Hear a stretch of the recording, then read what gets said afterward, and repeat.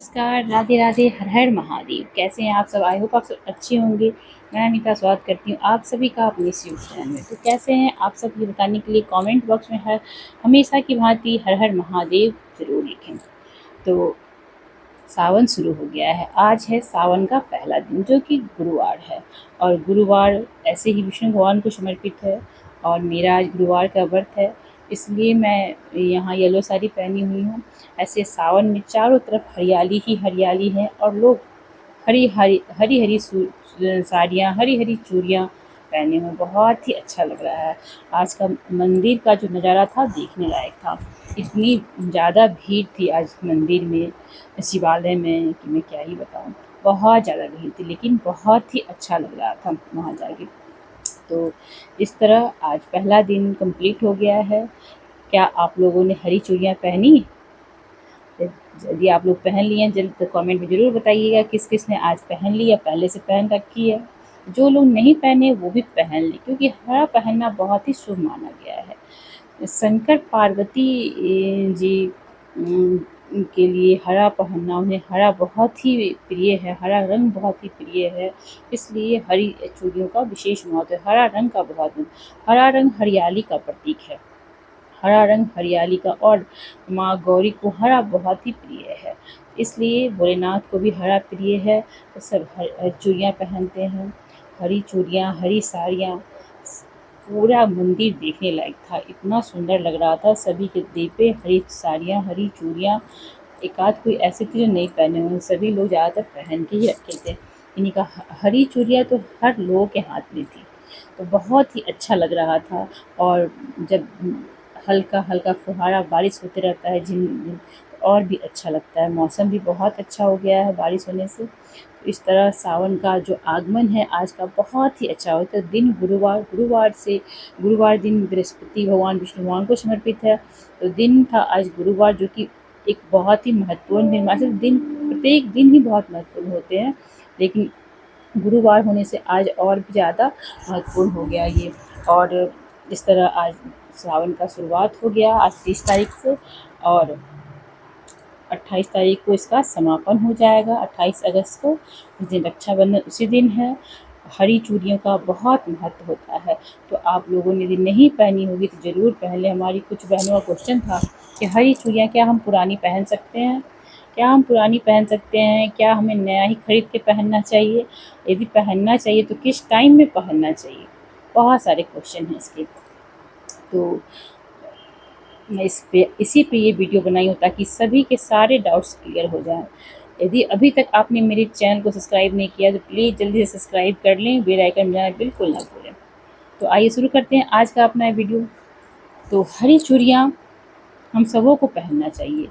अगर यदि आपके पास हरी नहीं है, किसी कारण से आपको पैसा की तंगी है, आप नहीं खरीद पाते हैं, चाहे कुछ लोग ऐसे जगह में भी रहते हैं जहाँ कांच की हरी चूड़ियाँ नहीं जल्दी मिलती है, तो वैसे लोग, ज़रूरी नहीं है कि आप हरी ही पहने। हरी पहने तो बहुत ही उत्तम होता है, पर यदि नहीं पहने तो इसके लिए भी आप लोग टेंशन न लें। आप लाल चूड़ी, पीली चूड़ी, आपके पास जो पहले से है चूड़ी, पहन सकते हैं। इसमें कोई भी गलत चीज़ नहीं है। आप नई, कभी मौका लगे, महीना दिन भी सावन है, कभी मौका लगे, आपको मिले तो ज़रूर खरीद लीजिएगा। यदि नहीं खरीद पाएंगे किसी कारणवश, तो उसके लिए अफ़सोस ना करें, क्योंकि क्योंकि ऐसा नहीं है कि नहीं पहनने से बहुत बुरा हो जाएगा, ऐसा कुछ नहीं है। ये सुहाग की सामग्री है, इससे बस सजना संवरना सुहाग के लिए अच्छा होता है।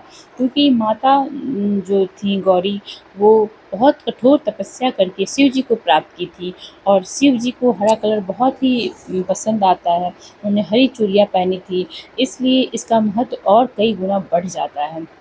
लेकिन ये जो हरा कलर है, वो पति पत्नी का प्रेम दर्शाता है, खुशहाल जीवन दर्शाता है। तो इस तरह आपके पास है, लाल भी कोई कम नहीं है, पीला भी कोई कम नहीं है। आपको है तो पहन लीजिए, नहीं है तो मौका लगेगा तो खरीद लीजिएगा। लेकिन मौका लगे तो नई चूड़ियाँ ज़रूर खरीदिएगा सावन में।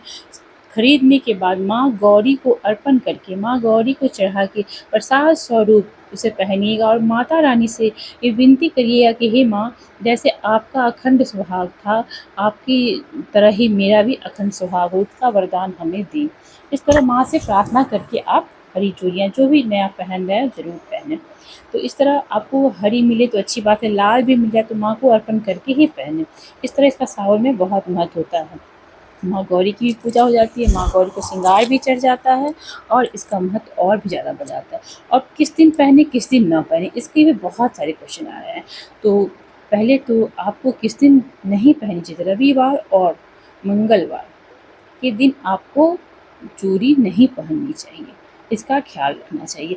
और बाकी आप सोम शुक्र बहुत ही शुभ होता है पहनने के लिए। इसके अतिरिक्त भी जो दिन है उस दिन भी आप पहन सकते हैं, पर सोम और शुक्र बहुत ही शुभ दिन माना गया है नई चूड़ियों को पहनने के लिए। और भगवान को अर्पण करके ही पहने, कभी भी पहने, ऐसा नहीं कि सावन में पहने। और जब भी आप नया कुछ लाएँ तो माँ को श्रृंगार चढ़ा के खुद वो श्रृंगार करें, उसका बहुत ही महत्व होता है, बहुत ही फलित होता है वो। इसलिए ऐसा आप लोग ध्यान रखें, कभी भी नया कुछ करें तो पहले माता को अर्पण कर लें। यदि यदि बहुत मजबूरी में पहनना है तो कोई बात नहीं है। और सबसे बड़ी बात कि सभी लोग क्या करते हैं, किसी भी टाइम चूड़ी खोलते हैं पहनते हैं, तो ये बिल्कुल भी भूल के ना करें। पहले तो आप अपनी पुरानी चूड़ियों को भी इधर-उधर ना फेंकें, उसको एक जगह जमा करें या कहीं पे ऐसे जगह पे दहला दें उसे ताकि किसी को नुकसान ना पहुँचे। पानी में ऐसी जगह रखें जहाँ कोई आता-जाता ना हो और ठंडी जगह पे उसे रखना चाहिए।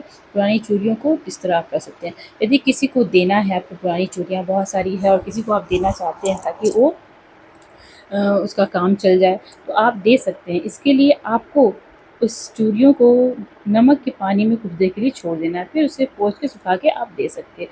कहा जाता है इससे जो आपका ऑरा उस चूड़ी में है वो निकल जाता है और आप वो किसी को दे सकते हैं ताकि किसी का भी कल्याण हो। तो ये आप कर सकते हैं पुरानी चूड़ियों को देने से पहले।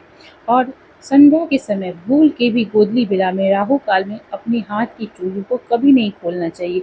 लोग बार-बार ये भूल करते हैं, किसी भी समय पहनते हैं। पहले मैं भी नहीं जानती थी, तो मैं आपसे क्या बताऊँ, मैं भी नहीं जानती तो मैं भी ये गलती करती थी। पर जब से मैं जानी हूँ, तब से मैं इन बातों का ध्यान रखती हूँ कि गोदली बेला में हमें अपने हाथ की चूड़ियों को नहीं खोलना है। इससे पहले दिन में हम खोल लें, पहन लें। अगर खोलना भी है तो मैंने गोदली बेला समाप्त होने के बाद, बहुत मजबूरी है खोलना, आज ख़राब हो जाएगी चूड़ियाँ, तो उसके बाद आप खोल सकते हो। तो याद रखना है कि आपको गोदली बेला जो होता है, दिया बाती का समय, उस टाइम में आपको नहीं खोलना। गोदली बेला किसे कहते हैं ये जान लीजिए। जब सूर्यास्त हो रहा हो और अंधकार अब शुरू होने वाला हो, तो उस समय जो सूरज डूबने का और चाँद के निकलने का जो समय होता है उसे गोदली बेला कहते हैं। उस टाइम में आपको नहीं कोई काम किया जाता है। उस समय दिया बाती का समय होता है, दिया बाती करना चाहिए भगवान के आगे, दीप जलाना चाहिए अपने घर के मुख्य दरवाजे पे, घर में। और ये सब काम भूल के भी नहीं करना है आपको गोदली बेला के टाइम, क्योंकि वो राहु काल भी माना गया है। उस समय ये सब काम वर्जित है, इस सब काम को हमें नहीं करना चाहिए। और चूड़ी पहनने से, चूड़ी की खनक से पॉजिटिव वाइब निकलते हैं। चूड़ी जब घर्षण होता है हमारे हाथों में, तो हमारे हाथ की नस पर जो घिसता है तो उससे भी हमारा रक्त संचार होता है। इसलिए चूड़ी पहनना बहुत ही शुभ होता है।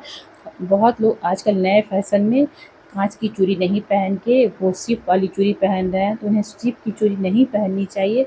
पर अपने-अपने लोगों की मान्यता है, अपनी-अपनी सोच है। पर काँच की चूड़ी पहननी चाहिए, लाह की चूड़ी पहननी चाहिए।